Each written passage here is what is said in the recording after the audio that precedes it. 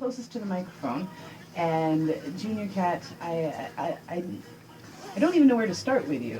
Like most reggae kids, like most kids, thank you, Mom, growing up in the 80s and 90s, your music and your brother's music and that era of perhaps not child appropriate music was something that figured greatly into my musical acumen as it grew. And when I was doing the research for this interview, I was like, hey, wait a minute. All the new music's positive and it's great. And I called my kid and I was like, listen, Judah, this guy who made Batman tunes gone positive.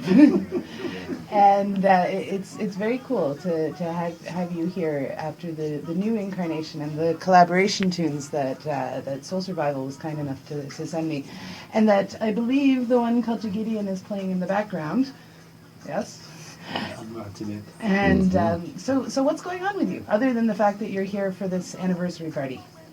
Well, just giving thanks for life, doing the music, doing the work, same way, Most of the people might don't hear most of the work, so more time it will look like you're not really doing anything. Well, appearances but, are deceiving. Music kind of get wider now, and the younger generation, I think they're doing a great job.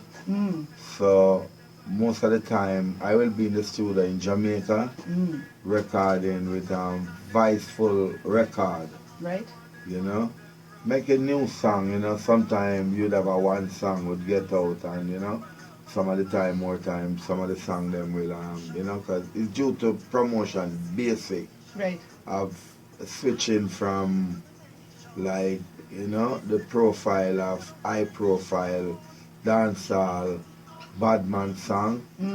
It's not really going right, and going in another direction that we don't really, we don't really like that type of vibe. So we intend that since the youth them gets a vibe, we can talk to them through the music, yes. Because the music have an influence on most of the youth them, but most of them into this gangster thing and this gangster music, and most of the younger artists them, I think them blow it out of proportion. It wasn't like even when we was doing our thing and we keep it. People's musically rude boy style. That mean that we are firing guns or killing people, Right. So they take it to a higher level now and it start to reflect back on the dance hall. But it's not really the dance hall, It's the vibes where some of the youth them be around.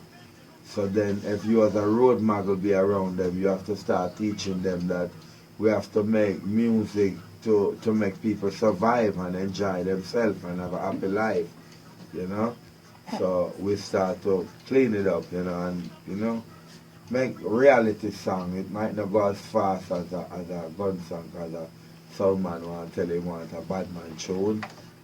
I was just going to ask you about that, because you're sitting here in a radio station where we like to play positive music, but I also know that you've been doing some dub sessions while you were here.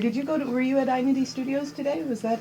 Yeah, I passed through there today, and it was a great vibe with them too, because they did line up some farmer work for me, which I give thanks, And I was going to ask you, so do the sounds want the positive music as well as the gun tunes, or not so much? It's funny because you are sitting in a radio station, and we were very happy to get your new and positive music from Pablo, big up Pablo, and play it. But then I see obviously in a sound clash, it is more about killing. So did you get both forms of work, or was it just for the old? Well, most of the sound people nowadays that really would we really want to voice a Junior Cat, because I've been around for a while, so I happen to sing for most of the sound man them already. Yeah. So when they have a major clash coming up, they would want a custom dub plate, of course, like something where you're going to be calling the other guy's name and things like that, So that's what really going on now. They always program like something coarse, like, they want gangster type of thing, or you know what I mean? Well, they want murderation and killing, even though it's about sound and not guns. Yeah, I get that. So Musical war. musical yeah, work, yeah, exactly. Nice. Yeah, yeah. Was one of you good, bad, ugly, crazy? Like was that in specific When it reference was to the any? good, the bad, the ugly, and the crazy, featuring Juna Cat, Juna Demons, Nicodemus, and Super Cat. And so was that So were they any were- of you specifically any of those four things, or We, was we, that we, just a general thing? No, we would run joke, because we was some happy people, like, just, going out and tour, and Yeah. we would run joke with each other. So we would say, all right, then since Super Cat is the boss, Super Cat becomes the good. Oh, okay. So we would call Junior Cat the bad. And so it is the good, the bad, the ugly. So we'd say Junior Demons is the crazy, and Nicodemus was the ugly, which Right. Nicodemus would cuss and say, but I'm not a ugly guy. So No, why he's not would you give ugly me, at all. why you always give me the dirty role? So we always say somebody have to play the role because they already figure out everybody already. So Right. that's how it goes.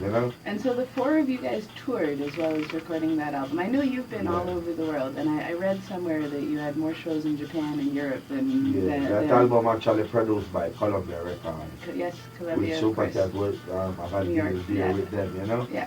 And we was working through Super Cat, which was Wild Wild Apache. Yeah. So he was always doing production. So Yeah. we would be there like how we're sitting here. Yeah. Because Cat would have a office in his house and thing. And Yeah. we used to have a studio, which is Philip Smart Studio. Yeah. Would be down the road, so we could just call and say, Philip, you have any time? And we try to do something, Yeah. Then Cat end up make a couple of hit songs on the label, Yeah. And then I don't know with him and his company, but we left, Right. We left. Nicodemus got sick and he died, and Junior Demons was still there in Brooklyn, and I went back to Jamaica, and Cat was still home in Long Island, so Right. I went to King Jamin's now in Jamaica and started to sing for Jamin's son, which is Yeah. Jan. Yeah. That's my first solo album. And that was 1990, thereabouts, like that 95? 95.